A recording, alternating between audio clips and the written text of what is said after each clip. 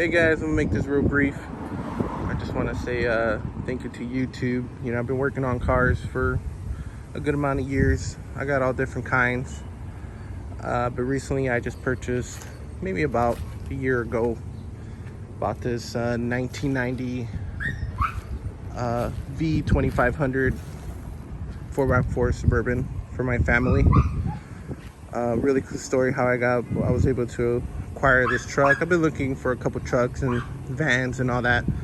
Needed something for my family so we can go camping, go fishing. Obviously the Suburban has a third row seat. You can fit up to 9 people. I just needed something very comfortable. I'll be able to carry all my luggage,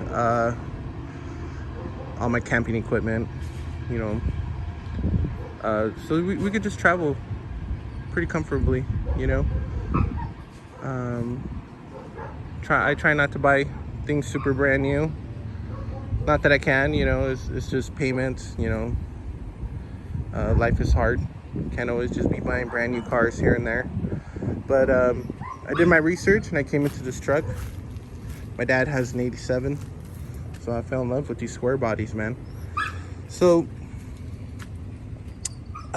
main issue, the reason why you're here, you're having sputtering in the engine, and it wasn't off the bat. You know, I turn it on, it's on neutral, it's on park, and it revs up real nice, no issues at all. But on long travels, for example, I live about 45 to an hour away from the beach. We went for the day, and towards the end of the day, coming back home, she started sputtering, especially on liftoffs. Felt like she was having a hard time going through the gears, really sluggish. And I did what everybody would do with these trucks, you know. You change the spark plugs, you change the wires. You know, I didn't change the distributor cap. It seemed okay, you know. I'm just gonna go too crazy on it. But this is my contribution to YouTube, you know. Every time I run into an issue, I always go on YouTube, see other home mechanics that troubleshoot their own trucks, and you know, sometimes a hit and miss. And I feel that, you know, I got to contribute back and, you know, go through the same process, maybe help those who are having the same issues, and as I'm going fixing mine, maybe you can fix yours. So what I ended up finding out, I was going through some forums and through videos, and you know, there's really not much information out there, so maybe this can help somebody out. I was able to figure out the problem with a lot of help. So if you've gone through your spark plugs, your spark plug wires, your distributor cap, and you still seem to have the problem with the sputtering and the no power, it's gonna be your idle control valve. Actually, I'm not gonna do a breakdown of how to change it or replace it. I am gonna show you what was causing the issue. And I got the part number here. It's a Duralast from AutoZone. Control valve, here's the part number, AC102. I got the old one in here.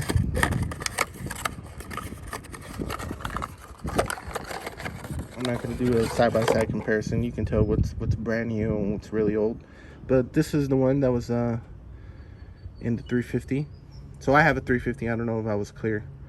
5.7 V8. Yeah, this is the valve. This is exactly how it came out. As you can tell, it was dirty, really dirty. And yeah, she needed to be replaced. You can find this part. It's actually very simple. Let's see if I can get a good look at it. It's right there. A nice, clean black little connector right there. So it goes right behind the throttle body on the passenger side. Super easy. just get yourself a wrench. Just do it nice and slow, you know, nothing crazy. And yeah, switch it out. It goes right here, just like that. Goes connected, turn it around, comes right out. And took it out for a test drive, and yeah, sure enough, this was the part. She's running like a champ. The issue definitely went away, especially on lift off. On a red light, she was just with the idling, you could tell it was just wanted to go out. On takeoff, like I said, it was it's like she was having a hard time to pick up on the RPMs and switching gears and all. And this was the part, definitely the part. So I'm really happy I kind of resolved that issue. I'm gonna try to document everything that I do with this truck. There's a lot of work that I still have to do with this. Motor mounts definitely have to be replaced. That's one of the next issues I'm gonna tackle. It does have AC, it does work. There is a leak somewhere, and when I first got it from the owner, she was working really good, really cold AC. But I do daily drive this truck to work and back, and it went out on me. There's a leak somewhere, so I gotta take it to go get that serviced. But something like this, something very simple that I can switch out myself. I'm not gonna take it to a mechanic. I kind of try to do sorry for the background noise, neighbor's dog. Yeah, like I said, stuff like this I could do, you know, nothing major. It just takes a little patience, a little time. And like, she was just really dirty, dude. I seen a lot of guys online that they clean them out, you know, to save a couple bucks. But like I said, I take my family out with these. We go to Mammoth, we go to lakes, we take our trips, camping trips, off-road trails.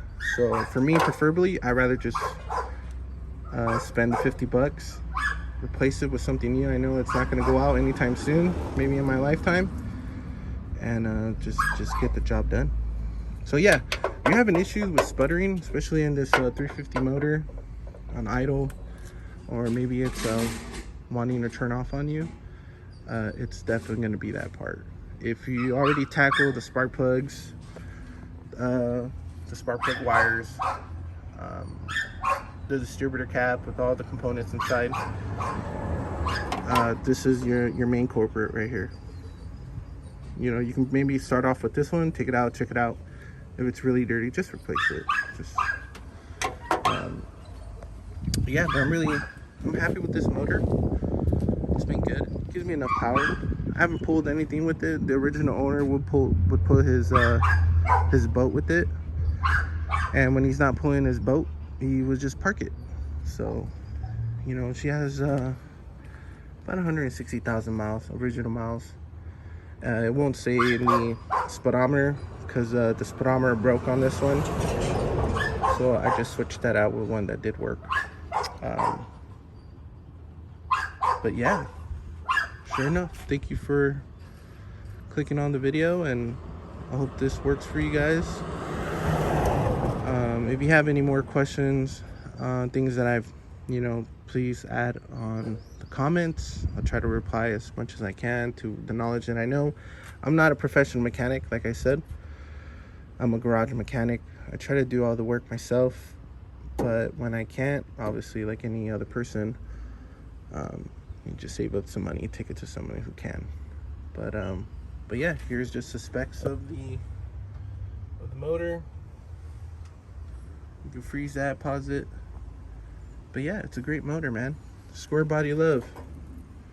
Don't let them go. And take care.